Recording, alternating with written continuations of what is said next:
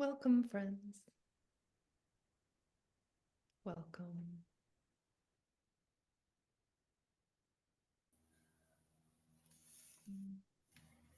Nice to see you. Thanks for putting on your video so that your real human faces who wave and nod and smile. Thank you.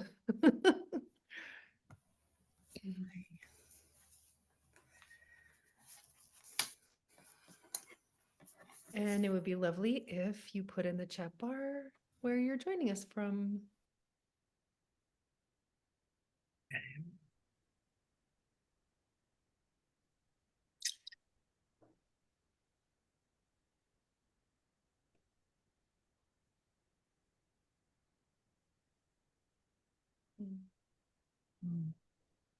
Wow.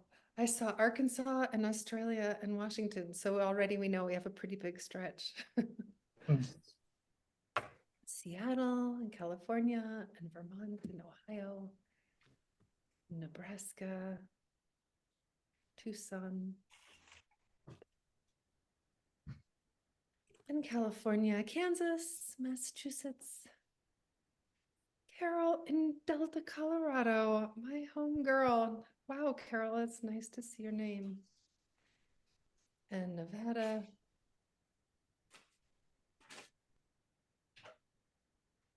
Canada, Pennsylvania. Welcome, everyone.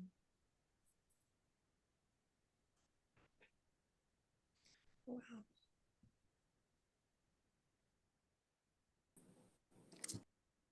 Jenna, do you want to go ahead and get us started? Absolutely. Hi, and welcome everyone. My name is Jenna Kirkpatrick, and I'm the manager of outreach and engagement for Evermore.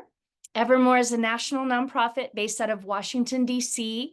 Our mission is to make the world a more livable place for bereaved people. We are changing policies and practices within our communities and across our nation so that all bereaved individuals can achieve a healthy, prosperous, and equitable future.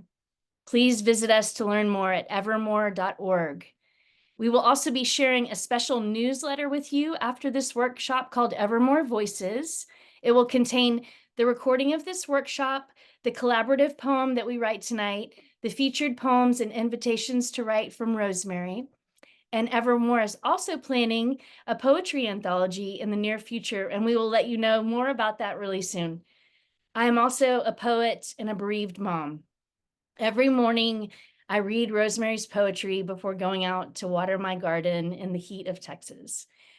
She recently shared a beautiful poem called Allium Sativum, and her lines read, "Not unlike the garlic bulbs pulled today from garden soil, the heart, too, is lumpy, misshapen, filled with strong and good intentions. Never quite what I dream, but hey, it's not nothing to grow where there is no light. It's not nothing to grow at all." My wish tonight is that the words that are shared hold each of you in community and understanding. Together, we are here to hold this space. Let us take just a few seconds for some deep breaths in silence to acknowledge all of our precious light and energy.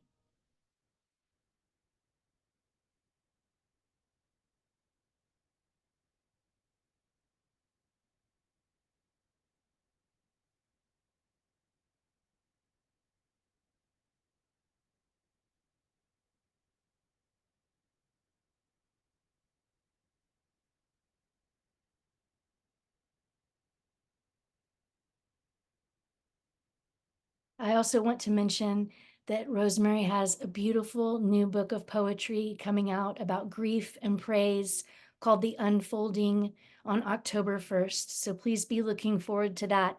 And I will put a link in the chat for you guys.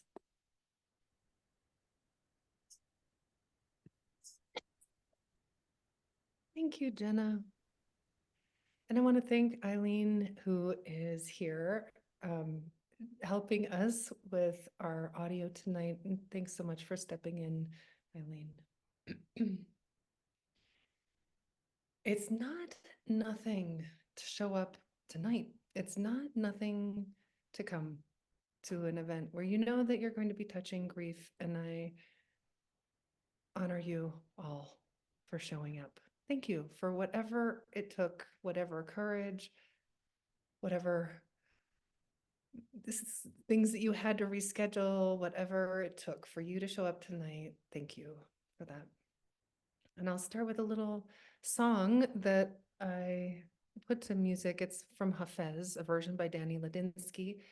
And as I sing it and speak it, I'm going to invite you just to lean in to the camera. If your camera's off, go ahead and turn it on for a moment and just lean in and look at the eyes. Find someone else on the squares here. Find someone else who you might look at and say hello to them with your eyes, with your hand on your heart, or just really honor, hello, other person who's chosen to show up here. How did the rose, how did the rose ever open its heart? How did the rose ever open its heart and give to the world all its beauty? How did the rose ever open its heart and give to the world all its beauty? It felt the encouragement of light against its being. Otherwise, we all remain too frightened. How did the rose ever open its heart? It felt the encouragement of light against its being. I hope that tonight is in some way the encouragement of light, that it is a way to bring not only our own light forward, but the love light of those who we've lost. And I understand that we can have very complex relationships with the people who we've lost. Perhaps we love them, perhaps we love them and, oh, hate them. Isn't it amazing to be in that kind of a paradox? Perhaps we have very complex relationships, and I assume everyone does. And so I just want to honor that whatever your relationship was with the person who you lost, or if your grief is around what's happening on our planet, or if it's a beloved pet, these relationships are many layered. And I think we'll read poems tonight that help touch on that. I think many of you know that my walk with grief began when when my most profound grief came about 3 years ago, when my son Finn chose to take his life just before his 17th birthday. And the night that that happened, I was out walking, and my friend Wendy, who's also a poet, called me, and she said, "He has given you his love light to carry." And so tonight, that encouragement of light that Hafez was talking about, I'm going to encourage you to bring that love light forward, whatever light that the being that you're grieving brought with them. I invite you to bring that forward. And in that spirit, I'm going to light a candle. If you have one, I'm going to invite you to light one too. And I'm also going to invite you to put, please, in the chat bar, the name or names of the people or beloved animals or the world that you're grieving.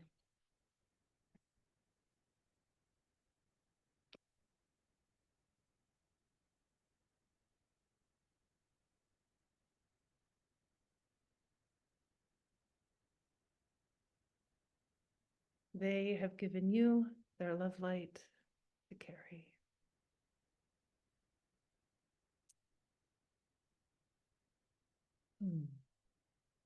And I see the names coming in.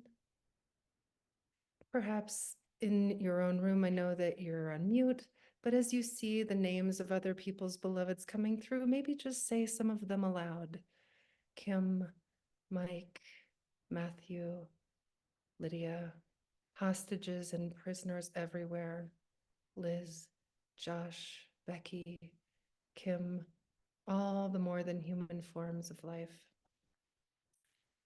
Eric, Truth, Donna and Debbie, Kenji and Mother Earth and Dory and Michael. Thank you. And maybe please continue just to add the names of everyone, everything that you were wanting to bring light to tonight.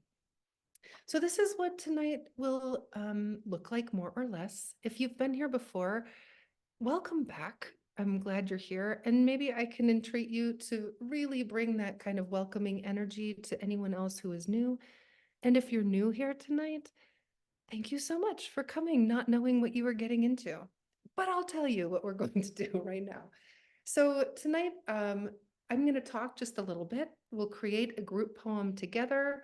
Then we'll read a poem and talk about it. I'll offer you some writing ideas. You'll go off and do some writing on your own. And when you come back, we'll talk a little bit about process.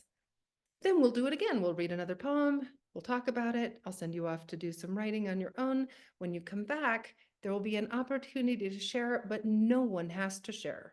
So I just want you to know, please feel free to write whatever comes up, knowing that you are safe to not share. And in fact, you don't even have to write.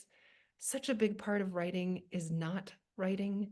So although there's an opportunity for you to write tonight, the truth is that there is absolutely zero expectation for you to do anything at all. Just being here is enough. You don't have to say anything if it doesn't feel right. You don't have to write a word. You brought your willingness, and maybe even you brought some unwillingness, and that's okay too. You can only do it right, whatever happens tonight. And a few things about writing and grief. I just want to say right up front that writing is not going to fix anything. Writing doesn't give us a path forward. It does help us to maybe be very present with where we are right now. And I had a poetry practice before my son died, before my father died, just 3 months after him. And I'd been writing poems for, oh my goodness, dozens of years before that. But I did notice that allowing writing to be a part of my grief process has been so profound for me, because one thing, it helps me see that grief changes so much, that my relief to grief can be so different from day to day, but even from moment to moment. So it really helps me see each moment as a new moment. It helps me to stay present. It helps me to be curious about what is true right now. It helps me to meet very opposite feelings at the same time, to notice that I am both, maybe deeply sorrowful and something's very funny, or maybe I'm feeling enormous loss and enormous love at the same time. So I love the way poetry just becomes a container to hold all of that. And I think maybe most of all, I appreciate that poetry allows me writing a poem or writing anything, for heaven's sakes. If the word poem is frightening in any way for you, don't call it a poem. Just say, I'm going to do some writing tonight. But one of the best benefits is that it just allows us to be still.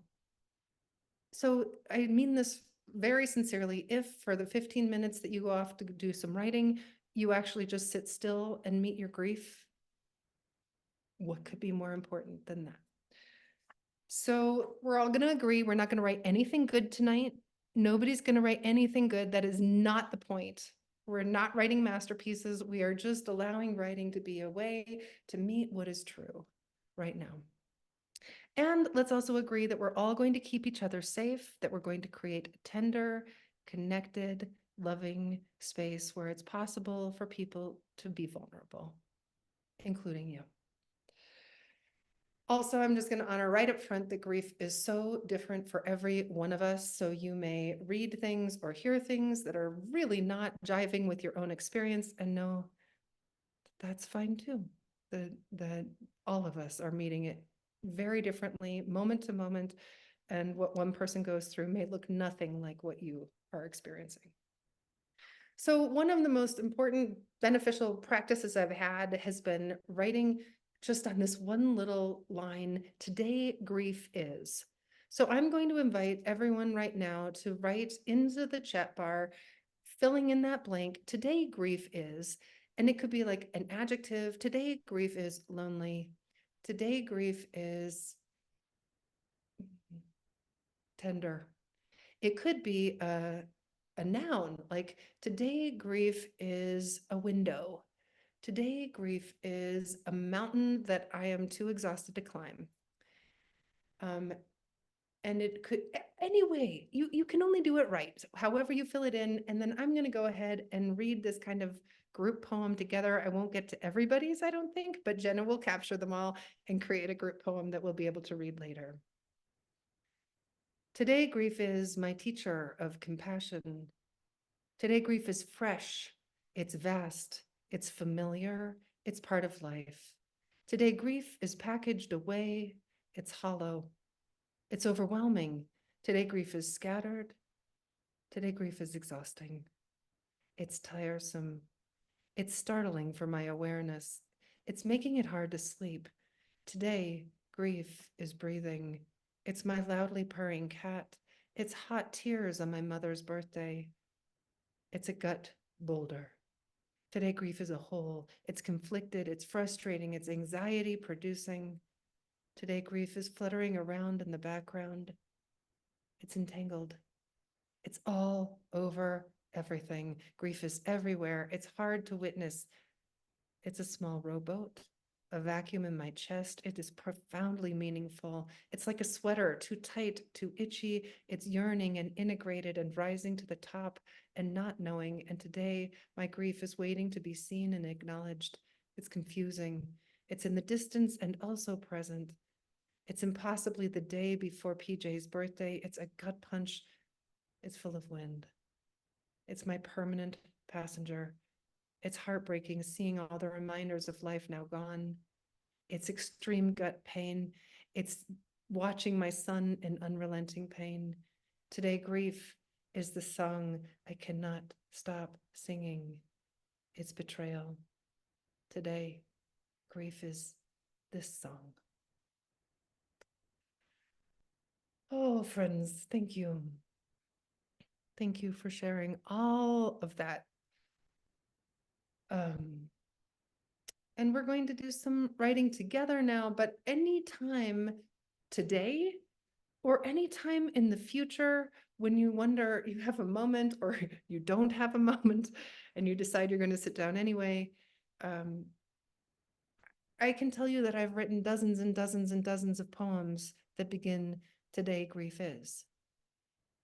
And just wondering, I just feel like that's such a beautiful opening to explore what is it like today, and a really nice invitation to see how much it changes. So we're going to start with a poem tonight by Dorianne Locks. She's a poet in California. And I'd say there's, if you would go ahead and put it up on the screen, Jenna, that'd be great. I'm going to need 2 people to volunteer to read it, please. So if you would go ahead, 2 people, and use the reactions bar on the bottom to raise your hand. I'd love to call on 2 people to read.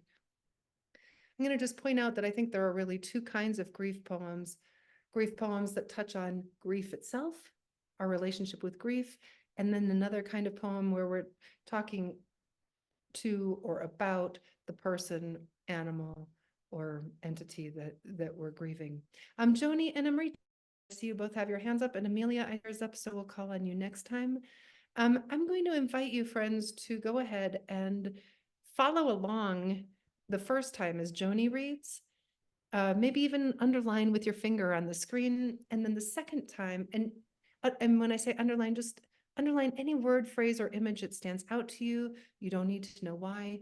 Maybe also notice what's rising up in you as you listen.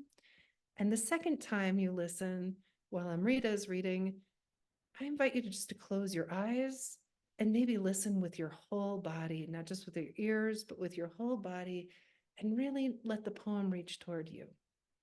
And when we're done, we'll have a little conversation about it. Joni and then Amrita. Thank you, friends. For the Sake of Strangers, Dorianne Lowe. No matter what the grief, its weight, we are obliged to carry it. We rise and gather momentum, the dull strength that pushes us through crowds. And then the young boy gives me directions so avidly. A woman holds the glass door open, waiting patiently for my empty body to pass through. All day it continues, each kindness reaching toward another. A stranger singing to no one as I pass on the path. Trees offering their blossoms. A child who lifts his almond eyes and smiles. Somehow they always find me, seem even to be waiting, determined to keep me from myself, from the thing that calls to me as it must have once called to them. This temptation to step off the edge and fall weightless away from the world.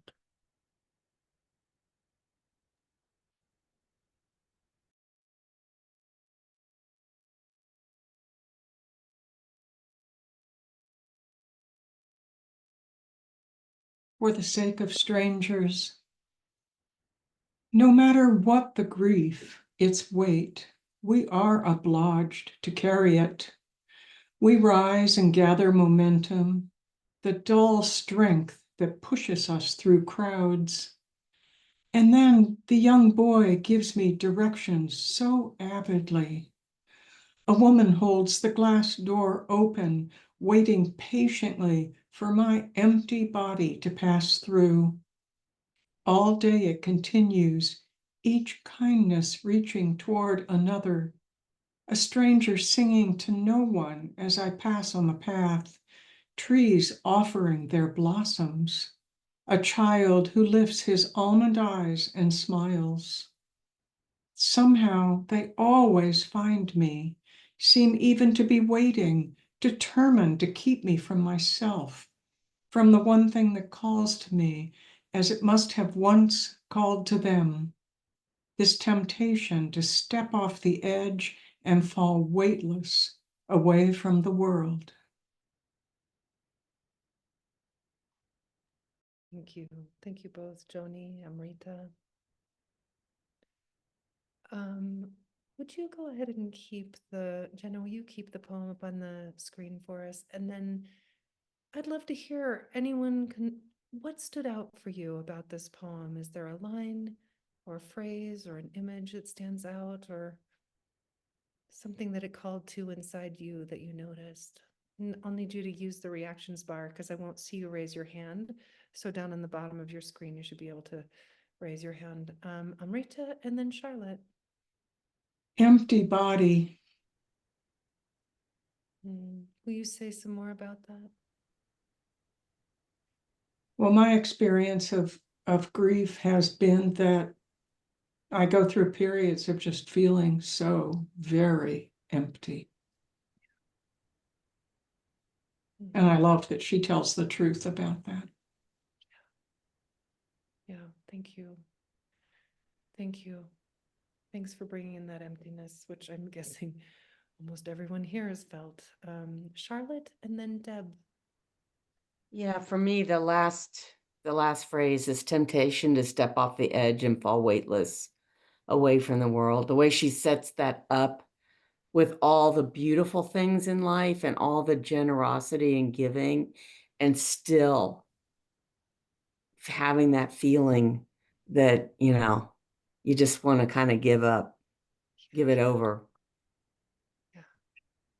I love that you point to that, Charlotte, how both of those things, like we were saying earlier, right? Both of these things are so possible in one poem, right? The way that the poem invites and contains both that desperation, how do I just fall off?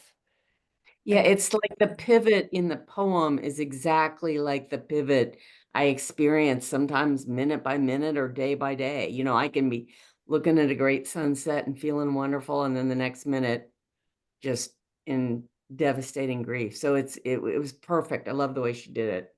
Yeah, thank you. Thank you so much. And Deb, and then Nancy. Hi.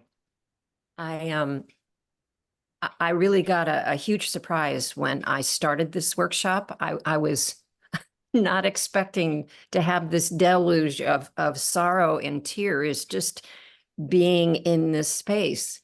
And so with that energy, I started to listen to the poem, and I gravitated toward the weight, the dull strength, the emptiness, the stepping off the edge. But then during the second reading, I started to really pick up the blessings and how she says, somehow they always find me in the simplest, most humblest, most unassuming moments and interactions.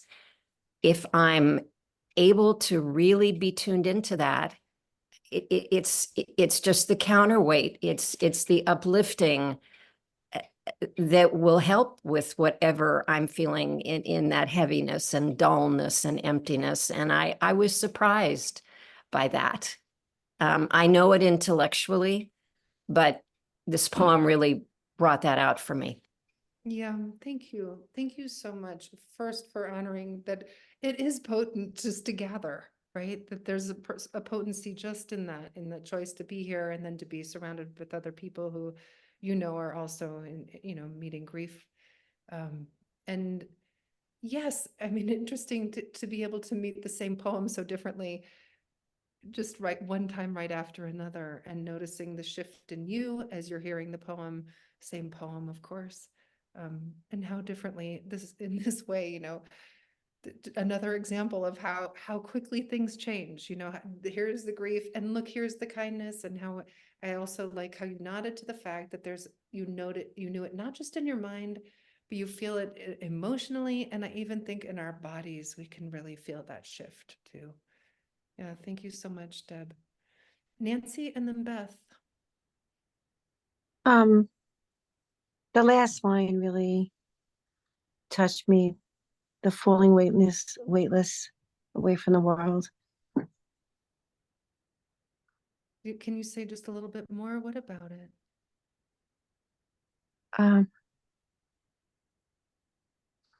It's how I feel.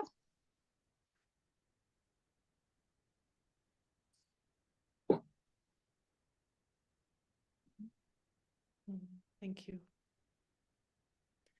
Thank you, Nancy. I'm so grateful to you, first of all, for knowing that it's okay to cry. Maybe everyone has their tissues near them, and this is definitely a safe place to bring tears. Also, I want to point out that how beautiful it is when someone says the truth, right? And we know it's true because we're like, yes, that's how it is for me. We have this but I want to point out that there's nothing fancy about these words, right? It's not very poetic to fall weightless away from the world. It doesn't have to be fancy language, does it? It just has to be true. So as we're doing our own writing, I really want to encourage you to, like I said earlier, don't write anything good. Oh my gosh, the heck with writing something good, but write something true. Because if you can write something true, now you're in it for something, right? Now this is what it has to offer you, is to touch the truth. But it's also when you can touch the truth, you offer that to someone else who's able to nod and say, that is what it's like for me. And thank you so much for that. And Beth.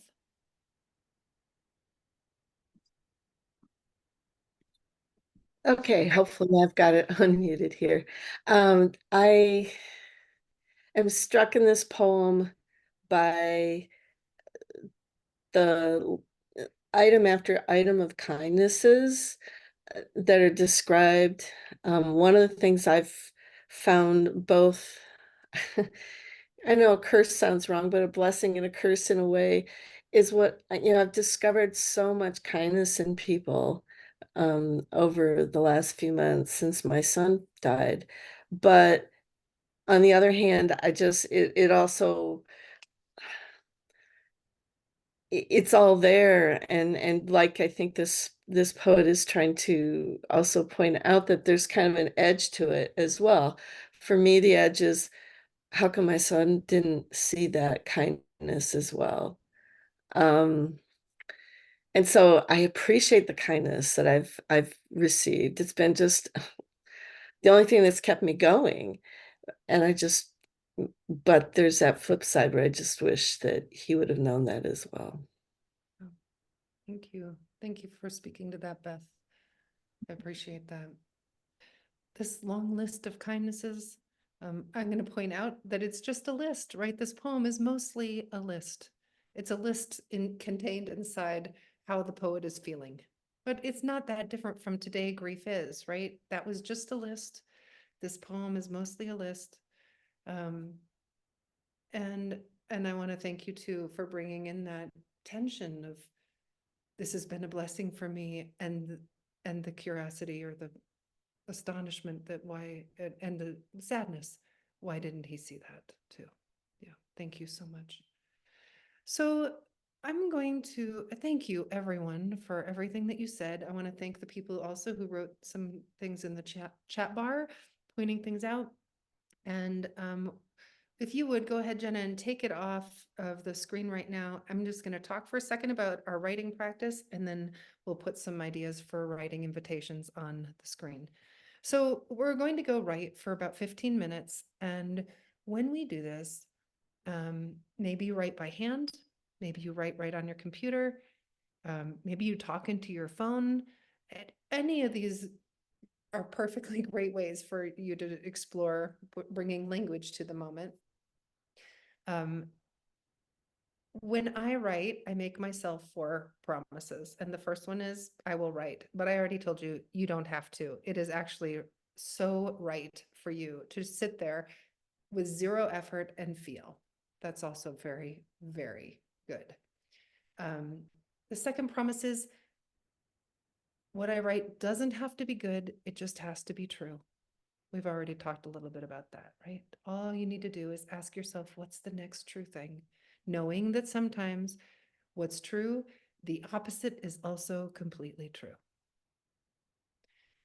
The third promise I make is, I can't know the ending when I start.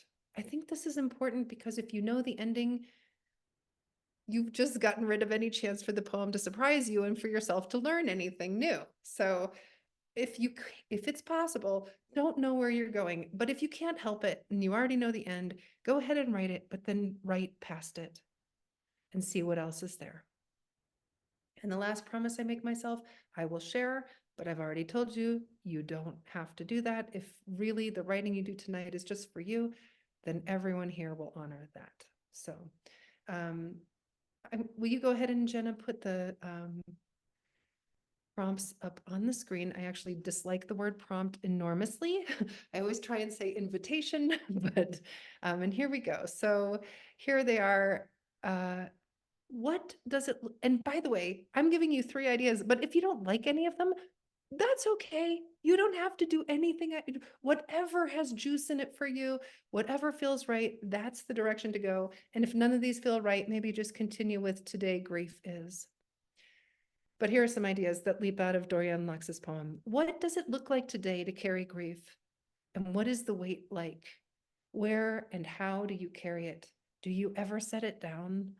Are you aware of anything that is carrying you as you carry grief? Here's another idea. As you carry grief, how does it change the way you interact with others?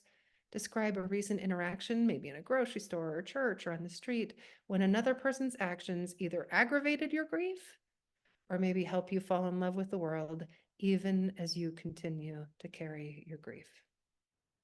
And the last idea is just to notice maybe, how has carrying grief changed over time? Be curious about what it used to be like and what it's like now. And how do you feel about this change? All right, there are some ideas. I'm not suggesting you write about all of them, just one of them. Maybe another time you can choose the other ones to write about. But as always, just whatever feels right to you. Right now it's 35 after the hour, and so we're going to write for 15 minutes. We'll come back at 50 after the hour. I will give you a 1-minute warning, And they are posted in the chat. So if you look in the chat, you'll see that the invitations are there. They should also stay on the screen. And I'll bring us all back together in 15 minutes. Whatever you do, friends, you can only do this right.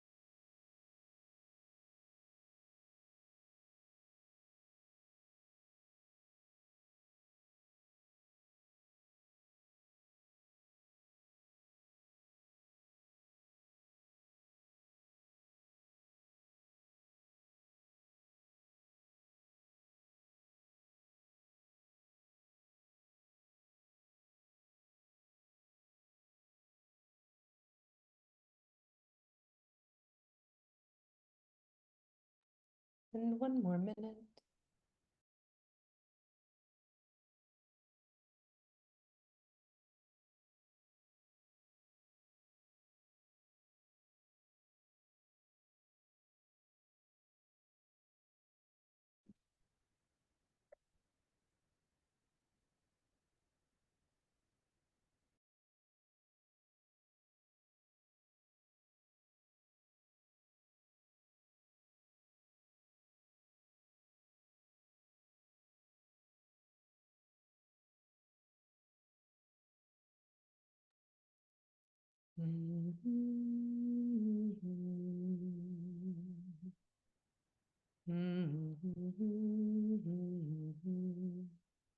Welcome back, friends.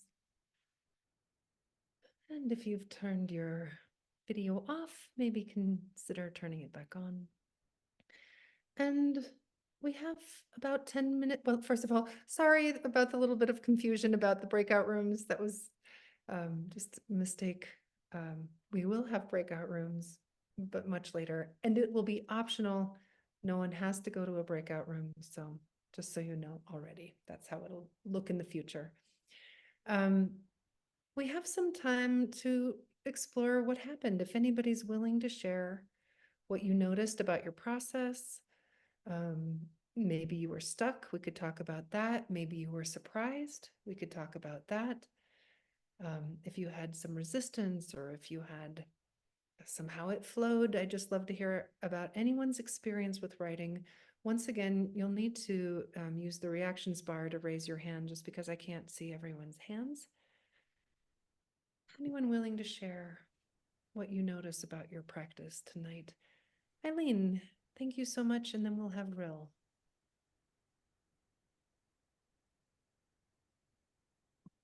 Eileen, you're on mute, sweet friend.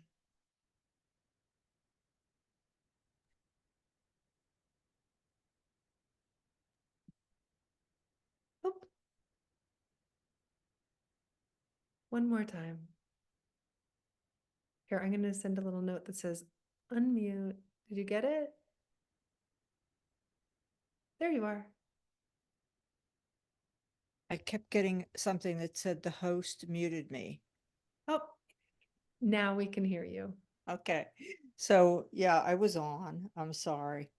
So I have not written poetry, so it was interesting to me to think of a poem rather than just words. And so I came up with something, and it's pretty short, and I'll read it then. Oh, Eileen, we're not going to read what we wrote now. We'll have a Oh, chance to okay. do that later, but just to talk about practice or process. And I think it's especially interesting that you typically don't write poems and then you did. And is there any way that you noticed that that changed things or opened things or shut them down? It felt like it opened things, that I could say things without thinking about them. Like you said, don't write anything good. And so I didn't. But yeah, so that was quite freeing. Wonderful. It was freeing.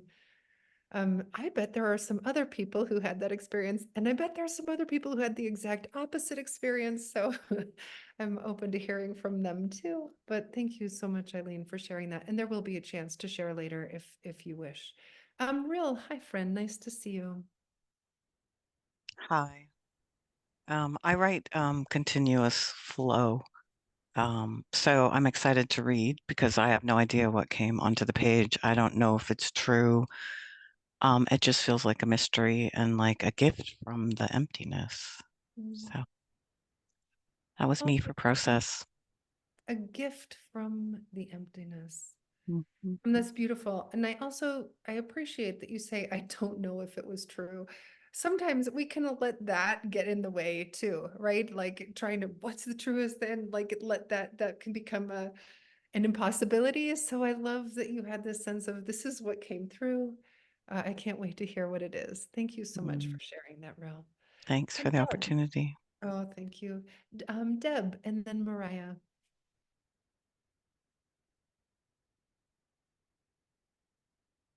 Oops, you're on mute still.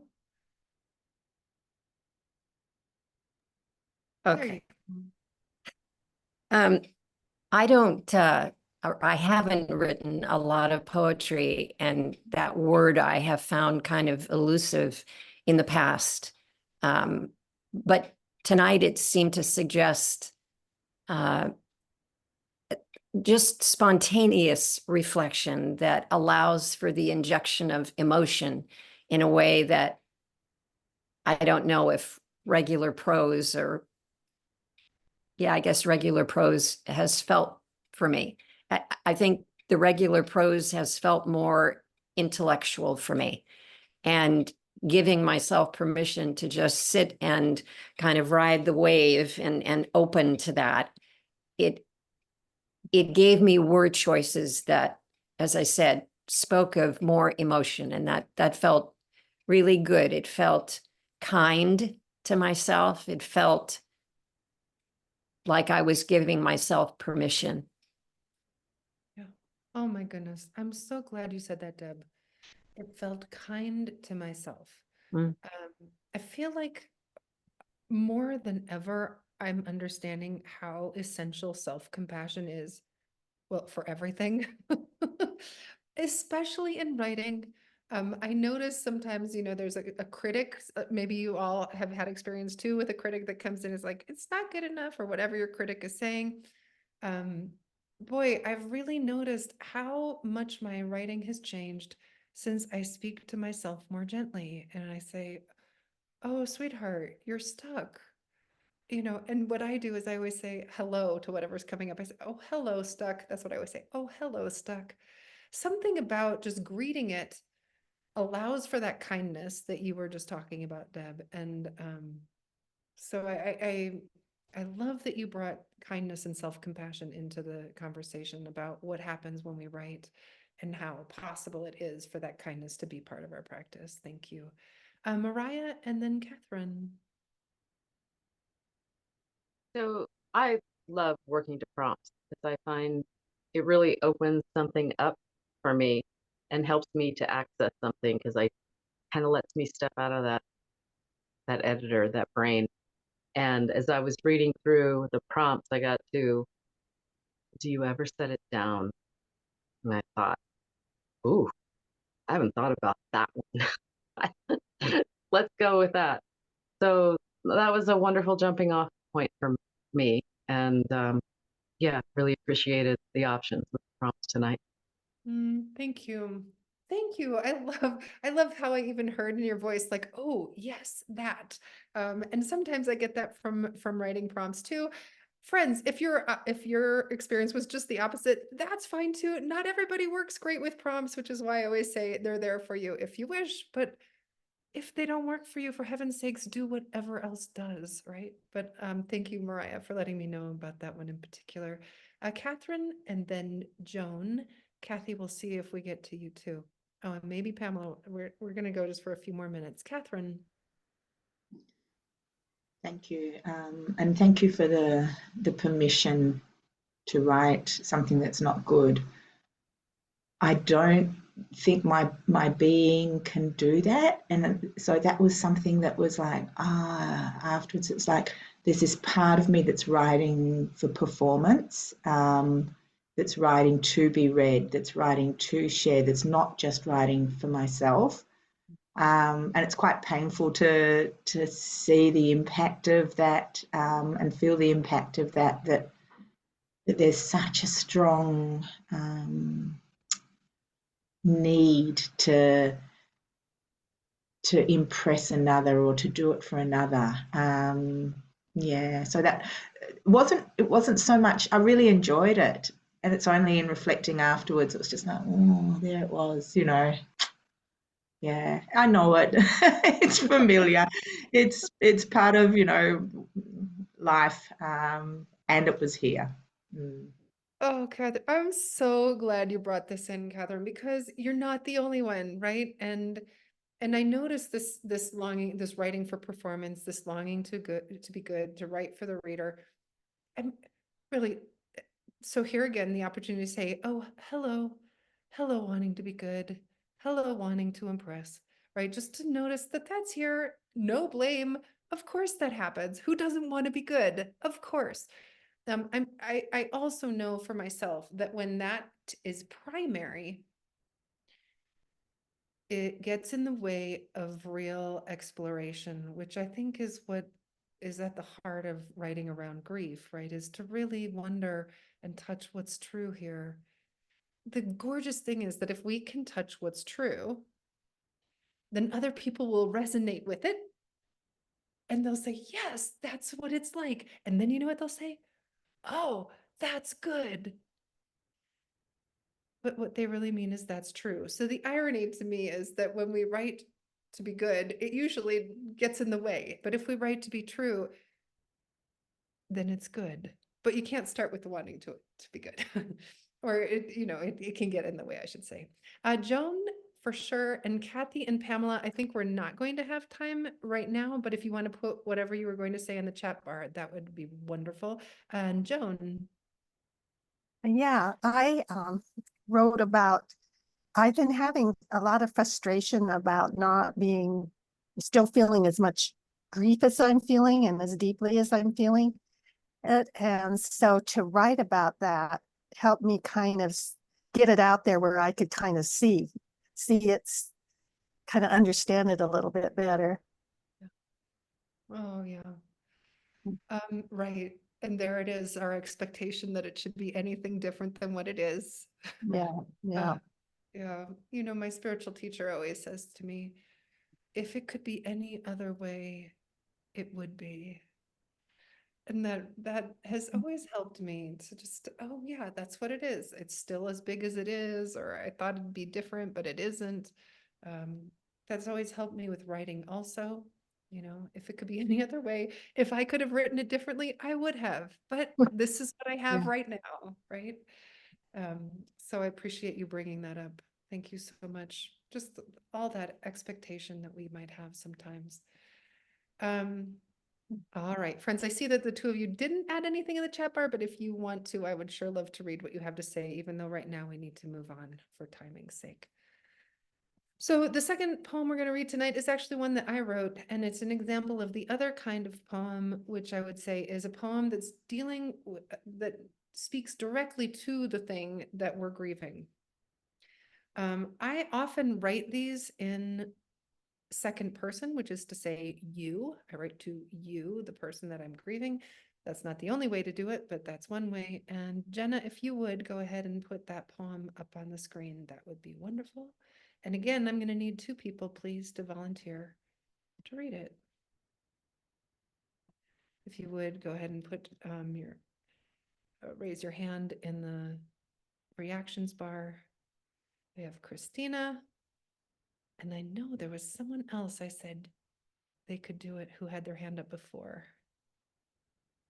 But I forget who. Anyone else volunteer to read the next poem? Mariah, thank you so much, friend. Okay, go for it. Christina and then Mariah. Again, the same invitation. The first time, maybe read along, maybe even, with your finger, underline on the screen. But the second time, maybe close your eyes and allow yourself to just be met by the poem. Take it away, Christina.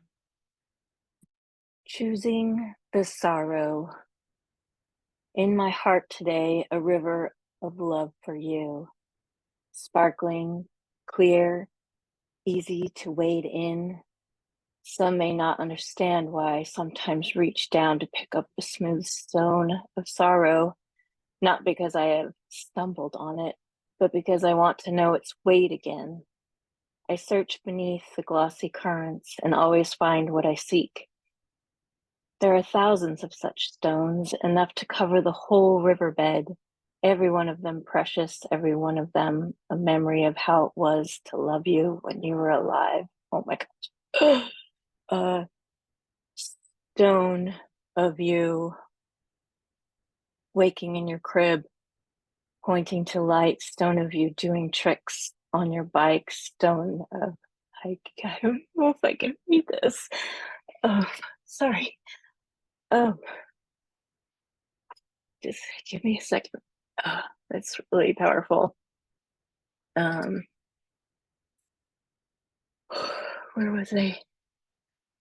Stone of you doing tricks on your bike, stone of hiking up cliffs, stone of dishes undone, stone of your eyes, stone of long fingers, stone of you whistling across the room.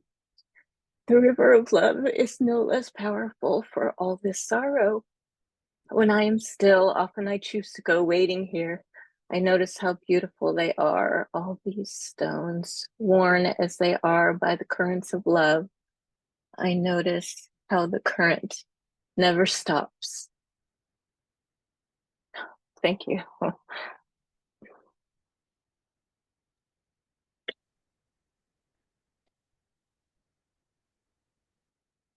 Choosing the sorrow. In my heart today, a river of love for you, sparkling, clear, easy to wade in. Some may not understand why I sometimes reach down to pick up a smooth stone of sorrow. Not because I have stumbled on it, but because I want to know its weight again. I search beneath the lost currents, and always I find what I seek. There are thousands of such stones, enough to cover the whole riverbed. Every one of them precious, every one of them a memory of how it was to love you when you were alive. Stone of you waking in your crib, pointing to light. Stone of you doing tricks on your bike. Stone of you hiking up cliffs. Stone of dishes undone. Stone of your eyes. Stone of long fingers. Stone of you whistling across the room. The river of love is no less powerful for all this sorrow. When I am still, often I choose to go waiting here. I notice how beautiful they are, all these stones, worn as they are by the currents of love. I notice how the current never stops.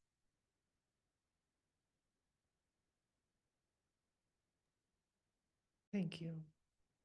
Thank you, Mariah. Thank you, Christina. Oh my goodness, it was a brave thing to say you would read it, and I really appreciate that, both of you.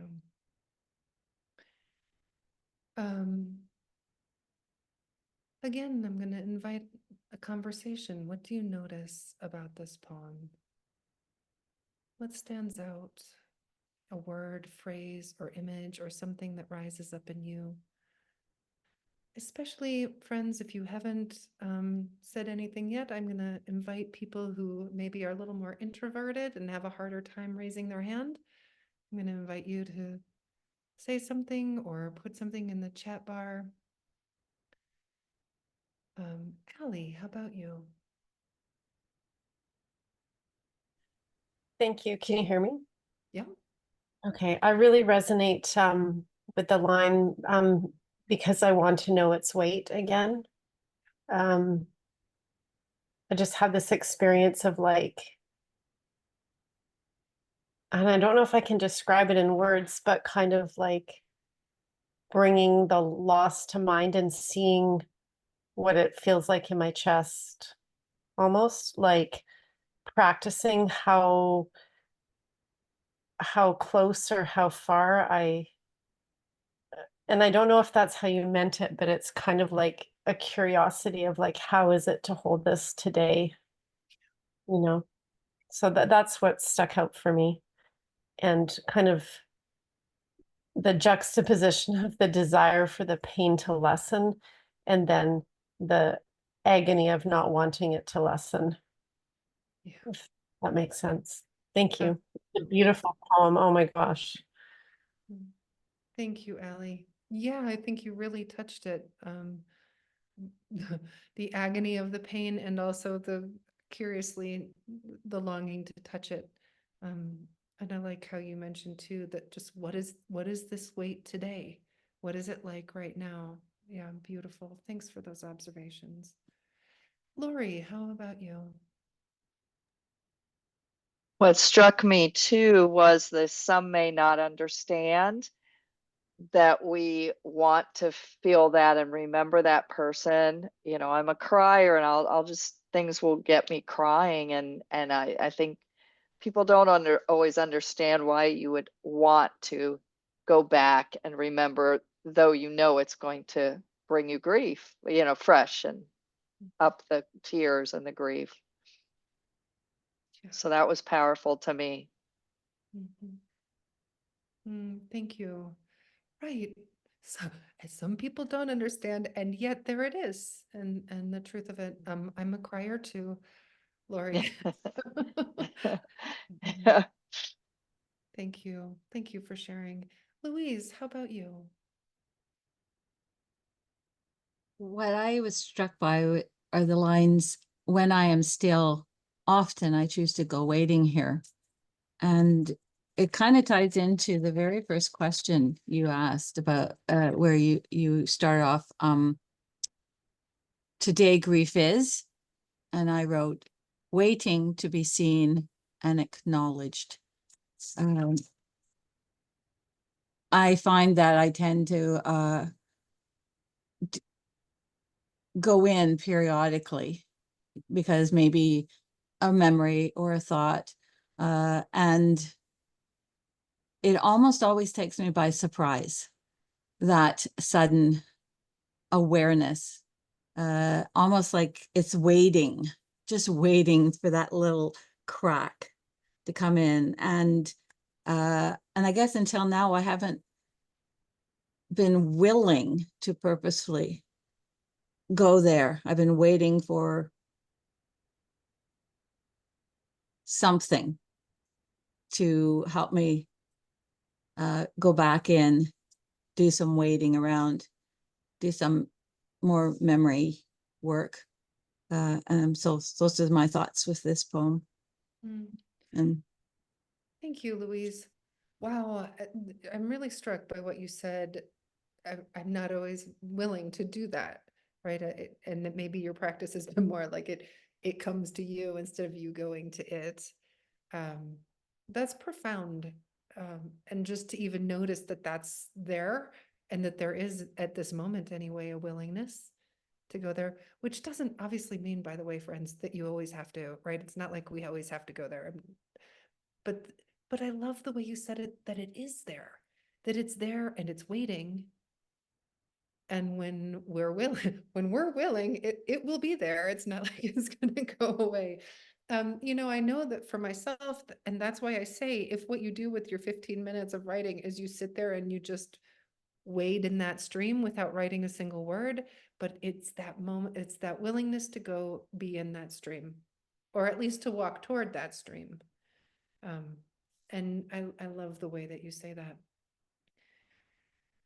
So again, I'm going to offer some ideas for writing. And this time, friends, I'm just going to say that whatever your experience was last time with writing, it probably won't be like that this time.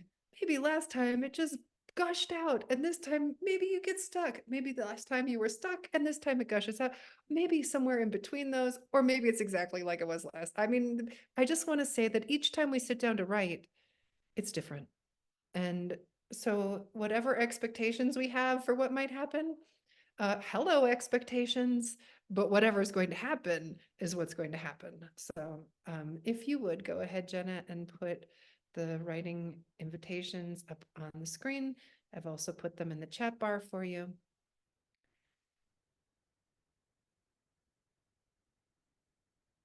By the way, isn't it amazing to have people who are on the ball? Thank you so much, Jenna. And thank you so much, Eileen, for making everything happen technically. I'm so grateful for you and wish I could bring you home and have you help me with everything.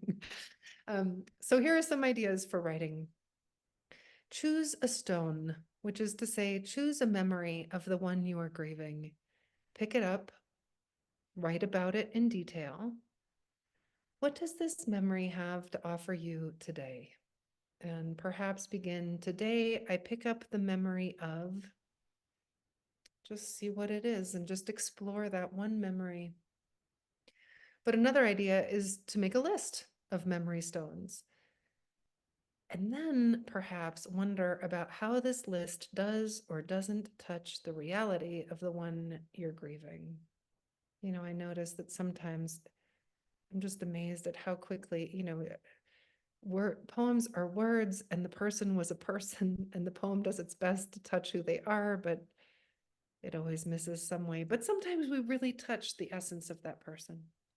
Last idea, in this poem, memories of a departed loved one are described as stones. What else could your memories of the one you're grieving be? Maybe they're petals on a flower, or apples on a tree, or thorns on a stem. Think of a metaphor for how you experience memories of the one you're grieving. How do you interact with these memories? Are you willing or not willing? And what do the memories offer you? Once again, if these are not working for you, oh my goodness, for heaven's sakes, just choose something else that does. Whatever has juice in it for you, please do that. As always, Today Grief is a great way to access your writing. And by the way, maybe just write a letter to the person or the being that you're grieving. That's often a way in also. All right, once again, we're going to take 15 minutes, so we'll come back together at 30 after the hour. I'll see you then. You can only do it right, friends. And if you get stuck, lower your standards.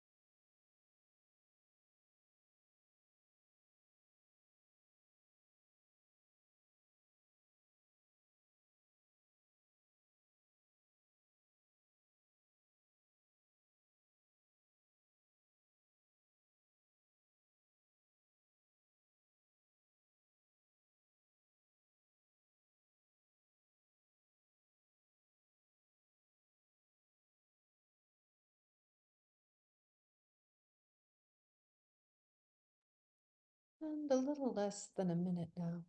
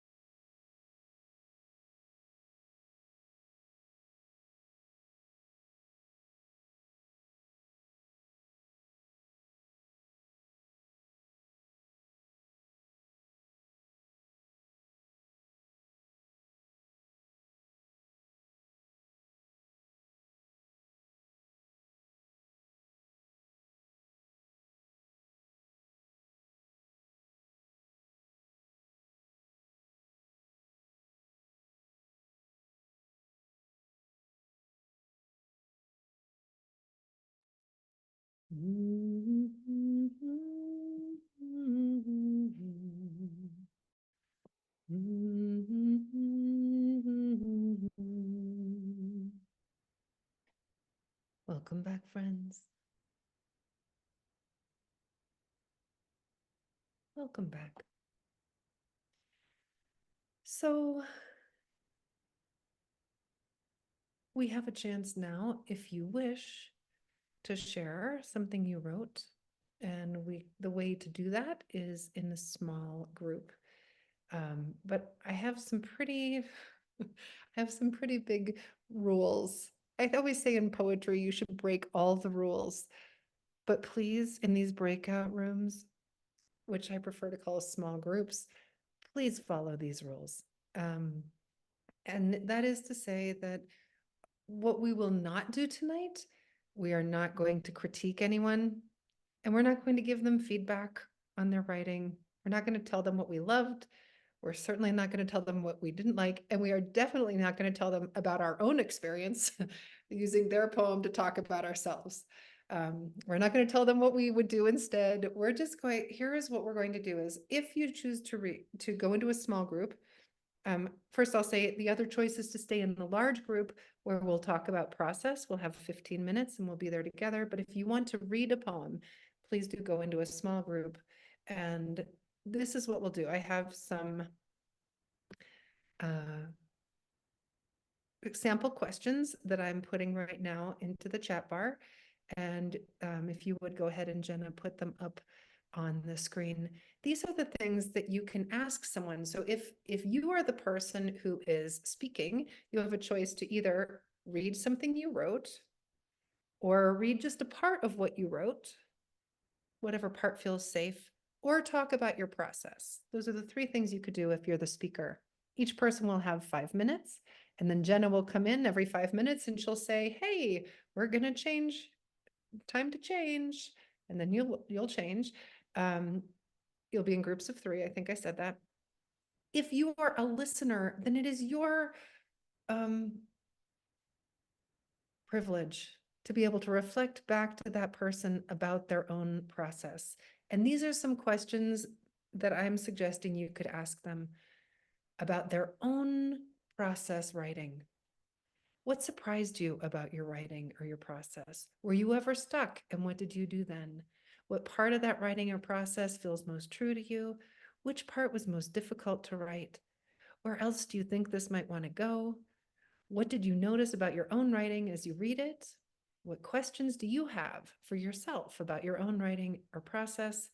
Or you could just choose a line from what they wrote and you could repeat it and say, tell us about that. Do you notice that all of these questions are things that put it back to the person who shared, so that it's not about you, it's really about the other person, and you get to reflect back to them, helping them with their process. And if you would, please, Jenna, go ahead and put us back in the big picture. If you want those questions, they're there in the chat bar. I'm going to ask everybody who's here to make a little promise to yourself and to each other. And this is a little saying that I've adapted from Bill Plotkin at the Animus Institute. So please, even though nobody will hear you, go ahead and say this out loud in your own room. Are you willing to listen with the ears of your heart to the other voices of yourself speaking. Thank you for that promise to yourself and to each other, to listen with the ears of your heart to the other voices of yourself speaking. And with that tenderness and that respect, we'll invite you to go into the chat rooms, 5 minutes each. There might be a couple of rooms that have only, if you don't, here's the thing. If you don't choose to go, you have to select to go into a room. If you don't want to go into a room, that's fine. Do nothing. You'll stay here in the main room. If you find that you've gone into a small group and you're alone, don't worry. We have the most fabulous Eileen here who's going to help rearrange people so that you will eventually find yourself in a room with other people, either 2 or 3 people in a room. And we'll look forward to seeing you back here in the main room in 15 minutes.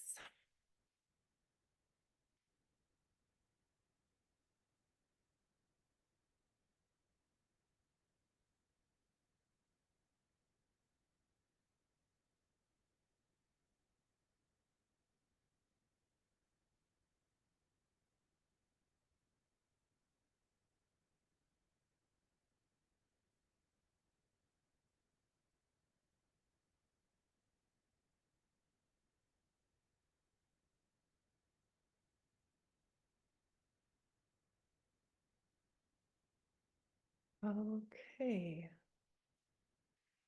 And looks like people are still accepting the invitation to go to another room. If you are here in the main room, is there anyone here who wishes they were in a small group? Raise your hand or use the chat bar reactions to raise your hand and we can make sure that you get into a small group. Otherwise, we're going to assume that everyone's here in the main room wants to be here.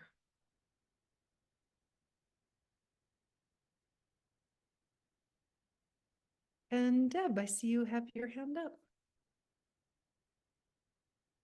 You're on mute, friend. Rosemary, I just would appreciate you completing that sentence. You said, or the question, are you willing to listen with the ears of your heart? Could you finish that, please? Yep, to the other voices of yourself speaking. To the other voices. And that is from Bill Plotkin of the Animus Institute. And I just want to say, To Jenna, the other voices of yourself speaking. that's correct. Yep. Jenna, I'm just making sure that you're on time now and you know how great. Okay. So what we're going to need to do in this main room, because Jenna is going to she's going to have to tell the other groups time to change. So every 5 minutes, we're going to have to all be quiet so that Jenna can go into the other room. So Jenna, just give me a big wave or jump on in and say, hey, it's time for me to say something. So thank you, Jenna. Okay, friends who are here in the main room. Oh, Pamela, I see you have your hand up. Thank you. I'm just going to say that this is a chance now to talk about process, anything that's coming up for you tonight around writing, around grief, something that you notice about yourself, something you notice about writing. Pamela. So when you're talking about the technicality and not trying to write a good poem and be technical, it is in that I find not only joy, but truth. In other words, when we were writing the first time, I wrote like 3 lines, but I kept wanting the perfect word. But it wasn't because I wanted a good poem. It was because the mystery of that emotion or that thing wasn't there yet. It wasn't, I was getting to something, but so how do you know, right? Or how do you keep the balance of not wanting the good poem, but allowing yourself to keep purging deeper and find the word that really is showing you the truth? Oh, yeah. I love that you brought this up, Pamela. So first of all, do you have any ideas how to answer your own question? Oh, I love that you that you, I don't know that I have to answer it because I love writing. So it's not a problem to me, or it's not something I need a solution for. It's I want to keep the balance and, have some kind of something that says you're in balance, that homeostasis kind of thing that you say, here it is, I'm there, Mhm. Oh my goodness, I love that. First, I love that you said, I love writing, right? So just being Yeah. that, just bringing that passion, that curiosity, that joy, such an essential, beautiful step. I think that's how we keep writing. It's because there's joy in it. That's why I keep writing, is because there's joy in it, even when I'm writing about the most difficult things, right? So I will say this, that there is balance as much as there's ever balance, right? But to write 3 lines, yay, right? Like, hooray. I don't think that the amount matters one bit.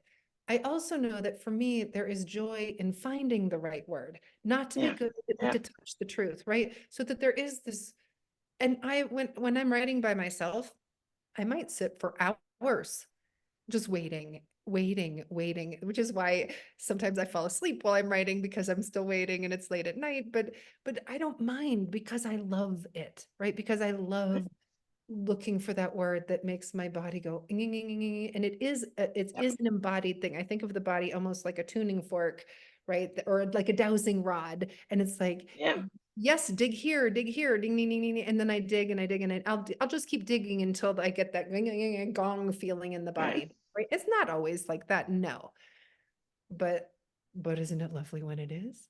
It is. Yeah. So you answered the question. It's the joy. It's when you feel that joy.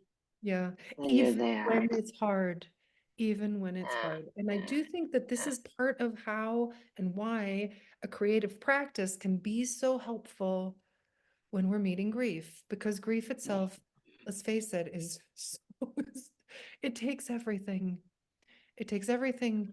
And then to be able to also find joy in this by touching it, because touching it um, allows for, well, gratefulness. Yeah, thank you. Thank you so much. And Allie, how about you? Hey, friends. Thanks. Allie, can I have just 1 second, sweetheart? I'm going to do this broadcast really fast. Okay, thank you.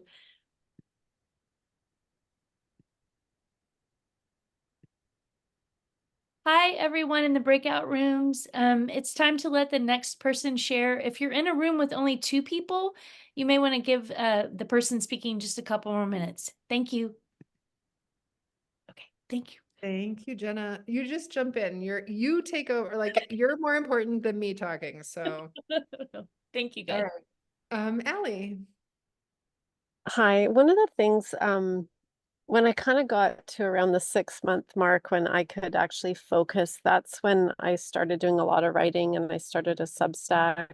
And I just found there was so much flow, like as the emotions were so big, I had a lot just kind of flowing through me. And as time is passing, I notice for some reason the writing is getting harder, or I get caught because I think, oh, I'm just saying the same thing again. Like, but that's the truth of grief too. Like it is so different, and there's so much about it that is the person or the thing or is still gone. So that's the repetition. So just wondering, like, as time passes and there is more spaciousness, how to still tap into, does that make sense? Yes. All right. I'm going to do the same thing. Do you have any answers for your own question?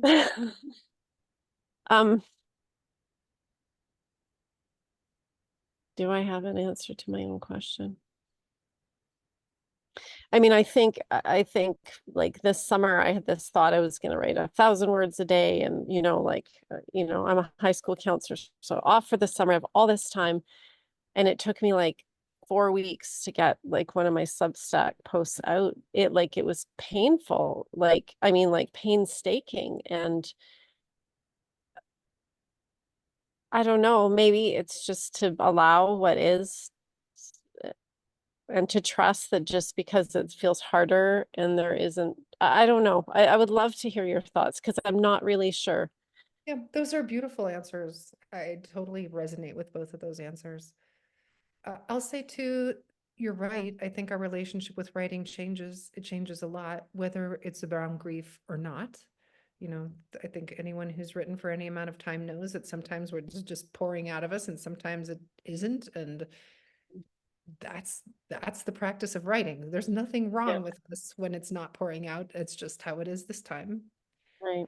I also think, sweet friend, I'm so glad you brought this up, that sometimes we say the same thing over. Okay, all right, that's what, then we say the same thing again. I don't think this is a problem at all. What I do know is that if you keep saying the same thing again and again and again, ultimately you will get bored enough that you start doing something else. So go ahead, say the same thing again and again until something new shows up.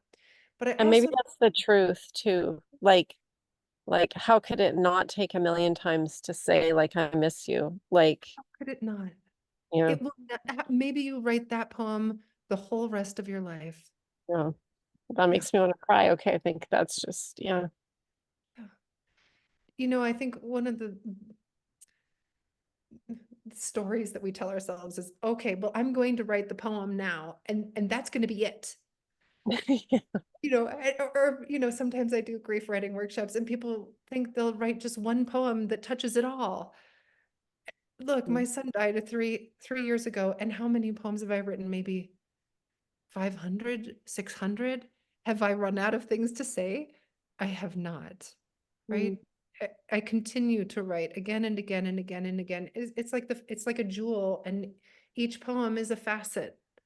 To know that our relationship with the person that we're grieving, and that our relationship to grief itself change constantly, and we change constantly, which means that we will be forever able to explore it in new ways, over and over and over and over again, as long as it takes, which is maybe forever. Thank you. Thank you. Jenna, how you doing, sweet friend? I'm good. My timer hasn't gone off yet. Thank you. Okay. Hi, Jennifer. How nice to see you. Oops. There you go. Okay. Can you hear me? Yeah. Nice to see you too. I guess what you were just talking about, Allie, really resonated with me because my loss, I've had a few losses, but my major loss was when I was 15 and my brother was 13. He died. And I visited a lot, and it has morphed and changed. It was a long time ago now. But I was very, very surprised by what came out of me when I wrote. I didn't write poetry, but I just free wrote with the prompts. Well, the first prompt, and then the second prompt, I wrote a letter to my brother, Ross, and it completely changed the perspective that I had on how I grieved him then as a protection and how I see it now. And I was really, really surprised by that. I've been holding on to something that was protecting me for, I'm 52 now, so for a long time, but it just came out of me. And I've gone through a process recently of going through all my old journals. I've journaled forever. And I too found that I was writing the same thing over and over and over again. Maybe not always about grief, but about other things too. And I think that's okay. Yeah. Oh, that was so beautiful. Jennifer, hold on one second. Jenna, do you need to jump in now? Yes. Yeah, that was so beautiful, Jennifer. Thank you. Hi, friends. It's time to let the next person share, and the rooms will automatically close and bring you back to the main room once we're done. Thank you. Thanks, Jenna. Jennifer, I'm struck by a few things you said, and one of them is just noticing how your grief has changed over time. Noticing that writing allowed you to see something you hadn't seen before, which I think is one of the great gifts of writing. It's also why I think that to write is one of the absolute most courageous things we can do. Because oftentimes when we're writing, I'm guessing that a lot of you have had experience with this. You're writing and all of a sudden you're like, oh no, whoa, not that there, whoa. By the way, it's okay to not go there. Of course it is. You don't have to just because you saw it. Although it sounds like there was a certain ripeness in you now to see it and be on board with it or say yes to it anyway.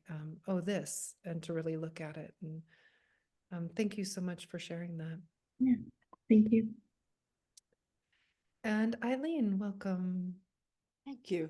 I'm wondering this, when you teach grief writing workshops, how do you go about encouraging people who are not writers yet, or are writers but haven't written much? How do you encourage them to do that thing that writers always say, go deeper, without triggering people on a Zoom call? It seems like a fine balance, and it seems like you really have a very good knack for it. That's a really beautiful question, Eileen. What have you noticed that worked for you tonight? Well, and triggering is not a word that I use often. This just came up in a conversation not that long ago in a grief support group. And my writer groups are always, let's go deeper. What do you mean? And in the grief group, it's like, oh, let's not go there because you might trigger someone. And I'm typically not a person to go with euphemisms. I don't say my daughter passed away. I don't say I lost her, because I would certainly find her again if I had. And so that it's a balance, I think. And I'd like to, I don't know that I can answer it for myself. Well, I guess I'll say this. It's important to me for everyone to know that whatever they do is the right thing for them in this moment, and to give everyone complete autonomy over their own experience. There's invitations to write, but you don't have to. There's invitations to share, but you don't have to.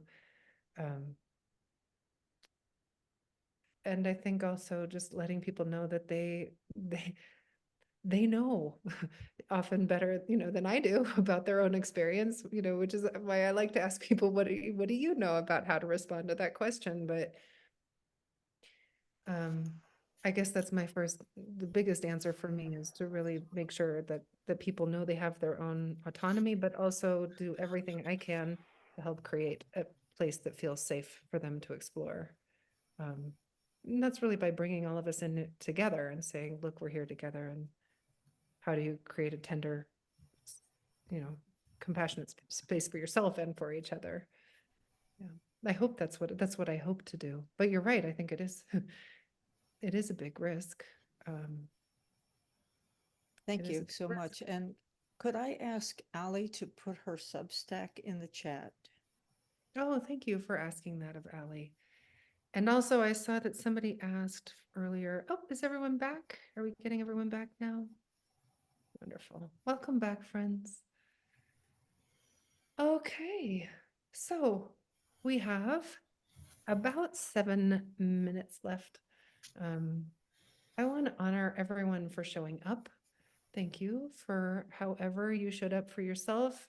Thank you for the ways that you showed up for the other people in this group tonight, whether it's in the big group or in the small groups that we were just in, perhaps. And for our last time together, what I'd love to do is invite people to think for yourself right now. What am I taking away? My friend Augusta likes to call this a pearl. if you could take some part of tonight's experience and condense it, what would it be? Is it a line from a poem? Is it something someone else said? Is it something I said? Or is it an experience that you had? And what are you taking away? And I'm going to invite you both to raise your hand and share these, or also to put it in the chat bar. Either of those is just fine. By raise your hand, though, of course, I mean, please use the reactions bar since I can't see your hands. Catherine, can we start with you? I'm taking away I might cry. Taking away the experience of saying to my partner, my sister was magnificent, several times, and being met so beautifully by my partner. It was just really very precious. Very grateful to that. Thank you. Thank you for sharing that, and thank you to Catherine's partner. Nancy, how about you? Oh, you're on mute, friend. Go Okay, ahead. can you hear me now? Yep. What I took away was making, it was important for me to make some space for myself. I have a very busy job that is, really kind of eats my brain. And I rushed home tonight to just spend these 2 hours with people who love poetry. And somebody was mentioning triggering earlier. That's why I read poetry, because it triggers me, because it's beautiful, because it's true, and it rings true. And it's so true what you said, like your body just rings. It rings with the truth when you hear it. So I don't know if I'm much for webinars and things, but I'm taking away the imagery of the two poems. Dorian's imagery about I took it opposite of what she probably means, but that's okay. The weightless falling away from the world just struck me so strong. And then, the idea of the stones, of course, as memories. I know when my son died, he'd lived for a while in San Diego, and on the anniversary of his death, I went to the beach in San Diego where he had surfed, and I went there to bring back like some stones. So it really hit me, the metaphor that you used. And I have them, next to his ashes, those stones from that beach, Moonlight Beach, it was called. So I'm taking those beautiful images with me, and the feeling of being with kindred spirits, people who love words. I really enjoyed it. I just want to shout out, I get like this email from you every day with a poem, and I have been just absolutely loving it, loving getting a poem every day. So anybody that's not getting a poem every day, sign up. It's a great experience. Thanks for listening to me, and thanks for the 2 hours. I enjoyed it. Thank you. Thank you, Nancy, for all of that, and especially for this saying that you showed up for yourself, that you gave yourself that space. Thank you for that. And Deb, how about you? Thank you also, Rosemerry, and everyone else here who has been offering their heart as well as their head through all of this. I really appreciate it. I feel very blessed by it. I think the thing that I take away from this more than anything else is that this returning again and again and again and again and again to the grief and to all the memories, whatever those memories are. It's all about love. It's all about the devotion. And that strikes me as embodying a goodness that we never have to be afraid of touching or learning to get close to in whatever ways feel safe. And that continuing to ride that wave of grief wherever that's taking us, and however strong or weak that is, it has the potential of always connecting us with the divine, because love in its most beautiful form is divine. And so I'm grateful. And thank you for providing the opportunity to rediscover that truth. Thank you. Thank you. Thank you, Deb. Thank you for bringing in that moment of connection, which is, it's why I love this, friends, is to do this together. It isn't the same as writing alone. Writing alone, it's what I do most of the time, but there is something, well, I'm just going to say the word magic about getting to come together and share. It's time for us to close. So I see, Julie, that you have your hand up, but I'm going to ask you to maybe put it in the chat bar. But I am going to invite everyone. I'm just going to repeat the song poem that I did at the very beginning of our time together. And maybe I'm going to do it in such a way that will call and response it, so that if you would like to sing or say it at home, please feel free to. Don't unmute, because that creates absolute chaos, but perhaps sing along, repeat after me if you wish. How did the rose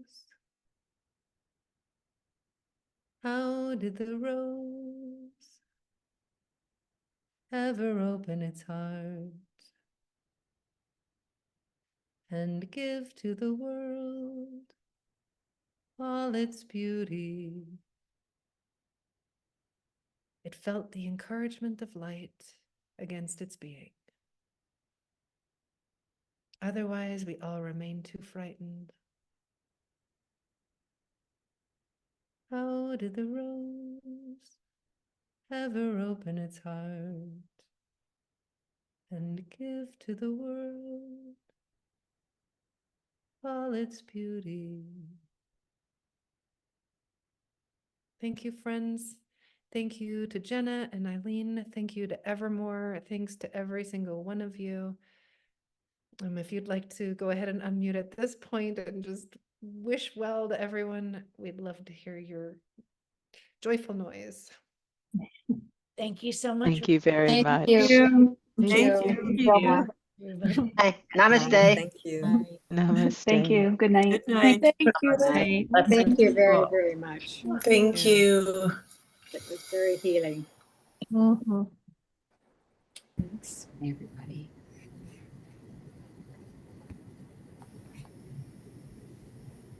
Love you, Jenna. Love those hearts, Carol. That's great. Yeah. Those poems coming. Um,